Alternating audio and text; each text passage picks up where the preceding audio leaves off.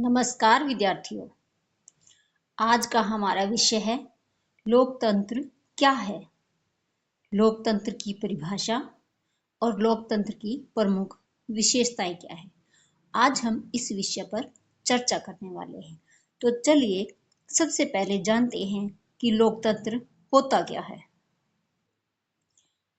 लोकतंत्र एक ऐसी शासन व्यवस्था है जिसमें शासन की अंतिम शक्ति जनता के पास होती है।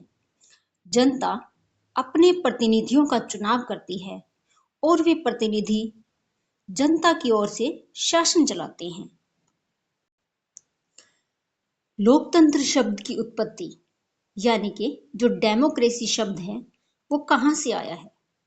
तो जो डेमोक्रेसी शब्द है ग्रीक भाषा के दो शब्दों से मिलकर बना है, डेमोस और क्रेटोस। डेमोस का अर्थ है जनता यानी कि पीपल और क्रेटोस का अर्थ है शक्ति या शासन। अर्थात डेमोक्रेसी का शाब्दिक अर्थ बनता है जनता का शासन या जनता की शक्ति होती है।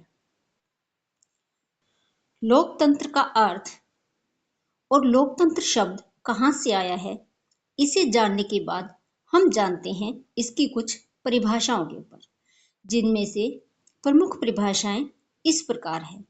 इसके बारे में यानी कि लोकतंत्र के बारे में अमेरिका के पहले जो राष्ट्रपति थे अब्राहम लिंकन, उन्होंने क्या कहा है। उनके अनुसार लोकतंत्र जनता के द्वारा तथा जनता के लिए शासन होता है। दूसरा, सिली के अनुसार, सिली क्या कहता है कि लोकतंत्र वह शासन है जिसमें प्रत्येक व्यक्ति भाग ले सकता है। लॉर्ड ब्राइस के अनुसार लोकतंत्र वह शासन है जिसमें सत्ता किसी विशेष वर्ग के हाथों में न होकर समस्त जनता के हाथों में होती है। इसके अनुसार इनका कहने का अर्थ है कि जो लोकतंत्र है उसके अंदर वास्तविक जो शक्ति होती है वो जनता के पास होती है। जनता इन शक्तियों का प्रयोग अपने प्रतिनिधियों के माध्यम से करती है, यानी कि वे इलेक्शन के माध्यम से अपने प्रतिनिधियों का चुनाव करते हैं और वो प्रतिनिधि संसद यानी कि पार्लियामेंट में जा करके उनको आगे रिप्रेजेंट करते हैं। अब हम जानते हैं लोकतंत्र की प्रमुख विशेषताएं कौन सी हैं। सबसे पहली विशेषता है जनसत्ता, जिसको हम पॉपुलर सोवेरेनिटी भी कहते हैं। लोकतंत्र के अंदर जो सर्वोच्च शक्ति होती है वो जनता के पास होती है। सरकार जनता की इच्छा के अनुसार कार्य करती है, क्योंकि जनता ही होती है जो सरकार का चयन करती है। अगला है स्वतंत्र एवं निष्पक्ष चुनाव। लोकतंत्र में समय समय पर स्वतंत्र और निष्पक्ष चुनाव कराए जाते हैं, जिनमें नागरिक अपने प्रतिनिधियों का चुनाव करते हैं। जो इलेक्शन होते हैं यानी कि जो चुनाव होते हैं वो प्रत्येक 5 वर्ष के पश्चात होते हैं और लोग उसके अंदर अपने प्रतिनिधियों का चुनाव करते हैं, चयन करते हैं। अगला है सार्वभौमिक वयस्क मताधिकार। एक निश्चित आयु प्राप्त करने के बाद सभी नागरिकों को बिना किसी भेदभाव के मतदान का अधिकार प्राप्त होता है और ये एज कितनी रखी गई है, 18 वर्ष। लेकिन पहले ये एज कितनी थी, 21 वर्ष। 1989 के अंदर इसकी एज को घटा करके 18 वर्ष कर दिया गया कि 18 वर्ष का होने के बाद कोई भी किशोर जो को वोट देने का अधिकार मिल जाता है। लोकतंत्र की अगली विशेषता है कानून का शासन यानी कि रूल ऑफ लॉ। लोकतंत्र में सभी व्यक्ति कानून के समक्ष समान होते हैं और शासन कानून के अनुसार चलता है। कहने का तात्पर्य है कि जो हमारा कानून होता है उसके सामने कोई अमीर गरीब नहीं है, ना कोई स्त्री है ना कोई पुरुष है। कहने का मतलब ये है कि वो सिर्फ और सिर्फ व्यक्ति को ध्यान में रखता है और व्यक्ति को ध्यान में रख करके क्या करता है, अपना फैसला सुनाता है। मौलिक अधिकारों की सुरक्षा। नागरिकों को अभिव्यक्ति, विचार, धर्म, शिक्षा और संगठन बनाने की स्वतंत्रता प्राप्त होती है।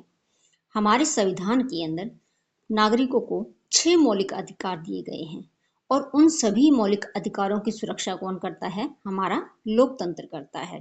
पहले मौलिक अधिकारों की संख्या 7 थी, लेकिन उसमें से संपत्ति के अधिकार को हटा दिया गया है। तो वर्तमान के अंदर हमारे पास 6 मौलिक अधिकार है। अगला है उत्तरदायी सरकार।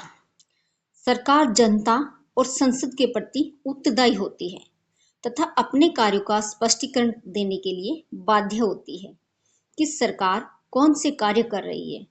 उनको उसका स्पष्टीकरण जो होता है वो देना होता है इस चीज के लिए। नेक्स्ट पॉइंट है बहुमत का शासन। लोकतंत्र में निर्णय बहुमत के आधार पर लिए जाते हैं, लेकिन अल्पसंख्यकों के अधिकारों का भी सम्मान किया जाता है।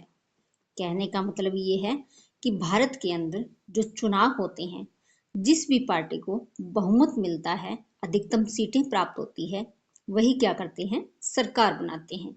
लेकिन इसके अंदर अल्पसंख्यकों के जो अधिकार होते हैं उनका भी सम्मान किया जाता है।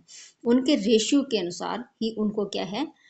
सीटें उपलब्ध करवाई जाती है और शासन में भाग लेने का मौका दिया जाता है। अगला है राजनीतिक समानता। सभी नागरिकों को राजनीतिक अधिकार समान रूप से प्राप्त होते हैं और प्रत्येक मत का समान महत्व होता है। यानी कि जो वोट होते हैं, सबकी वोट वैल्यू जो होती है वो एक जैसी होती है। कोई भी व्यक्ति है, अगर वो चुनाव लड़ना चाहता है तो वो लड़ सकता है। नेक्स्ट है स्वतंत्र न्यायपालिका।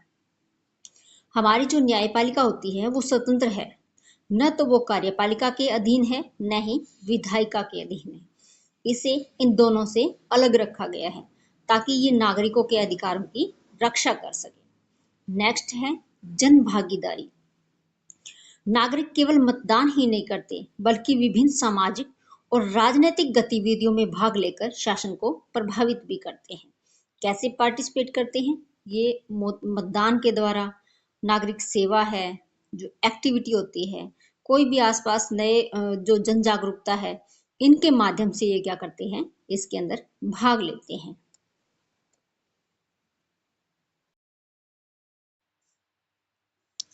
तो विद्यार्थियों, प्रश्न के अंत में हमें लिखना है इसका निष्कर्ष।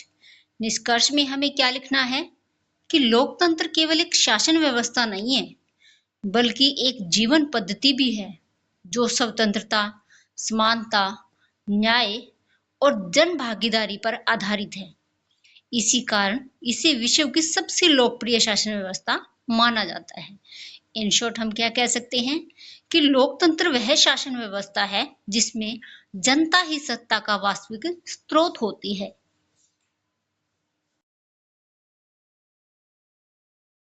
पॉइंट ऑफ व्यू से 5 मोस्ट इंपोर्टेंट क्वेश्चंस डाले हैं। आप सभी को इनके आंसर लिख करके हमें कमेंट बॉक्स के अंदर भेजने हैं। तो विद्यार्थियों, यदि आपको यह वीडियो पसंद आई हो तो वीडियो को लाइक करें, चैनल को सब्सक्राइब करें और अपने दोस्तों के साथ शेयर करें। धन्यवाद। मिलते हैं अपनी अगली वीडियो में।